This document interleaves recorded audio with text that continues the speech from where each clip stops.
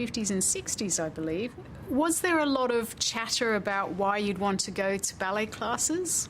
It was interesting. I think, yes, of course. I was in country towns and dance was not really regarded... Well, dance was big, but that was the barn dance. My mum used to pay for the local dances and, dance was huge and everyone loved that social aspect of it. But dance as a career was a mystery to everybody. And one might imagine that it conjured up all sorts of, monstrous persecution in small country towns. And I went to some tough schools in Tassie, and I think there's something about the total belief that you are right and this is the only way to go. And gives you an had armour. that? I absolutely did. I think I had this armour of, how could people not think that dance is a great and wonderful thing to do? It's really strange, and it was almost like a protection for me, this belief that I had.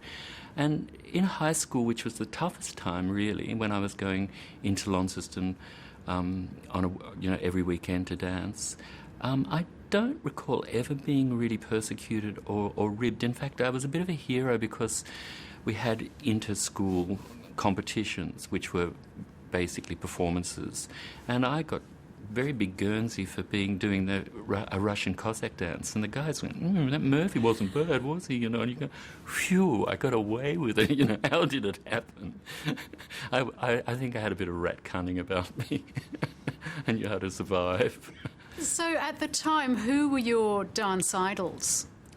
I didn't really know. I wasn't that well informed. I suppose my teacher, Sir Kenneth Gillespie, as he later became, and people in books were, with people that you aspired to. But the reality was, I hadn't really seen performances until I finally, before I got into the Australian Ballet School, I really didn't know what the end game was. Is it a bit of an illusion? It must be terribly painful and require a lot of endurance to perform a whole ballet, and yet dancers are always smiling through it. Everything seems almost effortless. Is that part of the illusion? It's to our own peril sometimes, because as a choreographer, I'm renowned for giving people that are incredibly difficult aspects of movement and balance and coordination and physical strength. And, the audience sit there in a sort of a rose-perfumed stupor, because there's a hypnotic quality that belies. I always think it's a bit like the swan gliding on the water, but those 2 feet under the surface are going like hell, So that's sort of analogy. It's really true of dancers.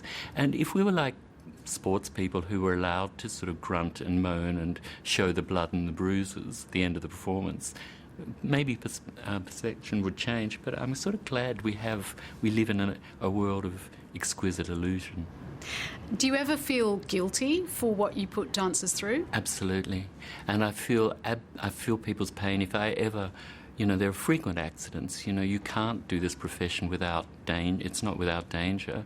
And if I do hurt somebody, even on a minor level, even if it's just, 2 heads bump because I was pushing something too fast, I feel shocking, I feel guilt-ridden, I feel sick.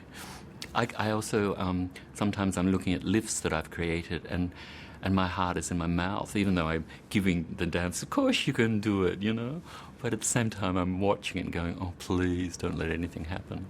But you have to push the boundaries. That's the point. You made the transition from dancer to choreographer. Do dancers make good choreographers?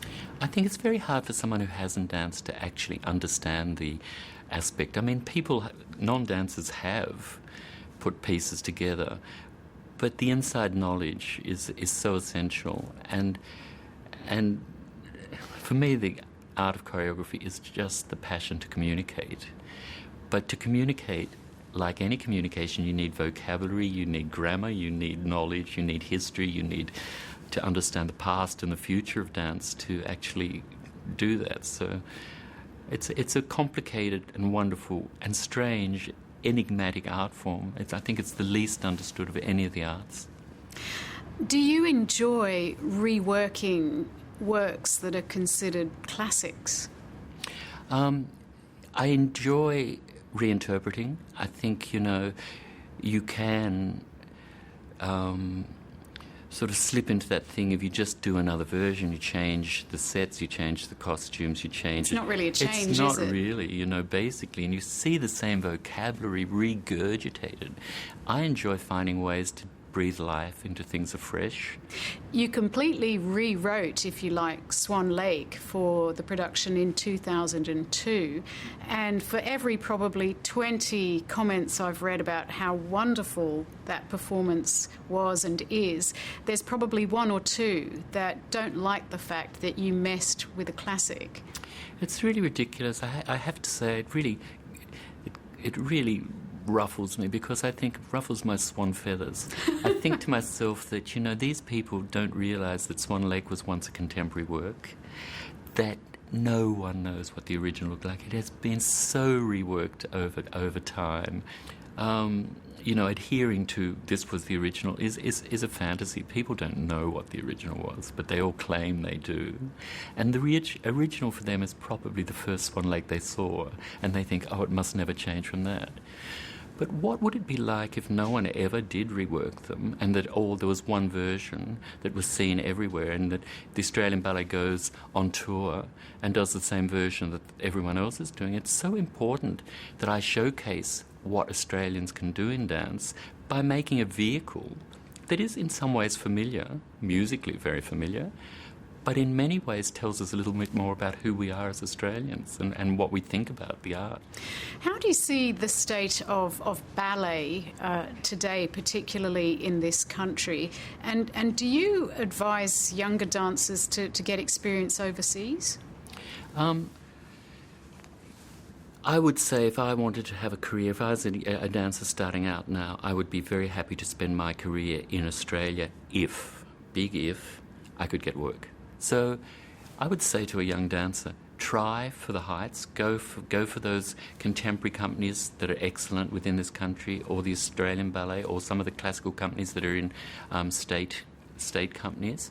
If that fails, then go and have your adventure overseas. I don't see that dance now is about areas, it's global.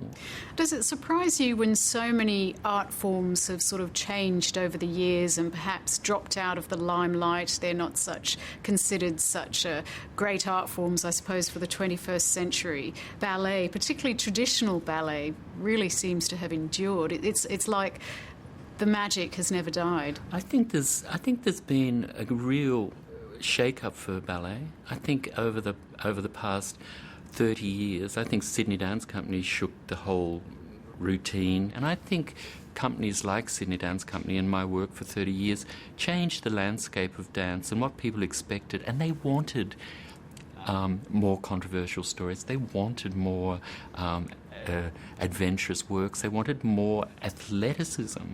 And it was a beautiful period for me, that period, because I saw the demographics of the audience change. I saw men frequenting the ballet, and I saw younger people intrigued by the art form. Do you still dance regularly, and how do you look after your body after so many years of such physicality? It was interesting because, I always knew that I wasn't ever going to be the great prince in classical dance. So then I decided that I would be the great choreographer and create roles for the sort of dance that I was, and that's what happened. I looked at people and I used them for who they were physically and who they were mentally and who they were emotionally. If they would let me get into their space, I would create works that suited them so well. But when it came time for me to stop, I was very happy. When I was surrounded by dancers that I thought were better than I were, I just hung up those shoes very quickly. It was beautiful when I just could be a choreographer.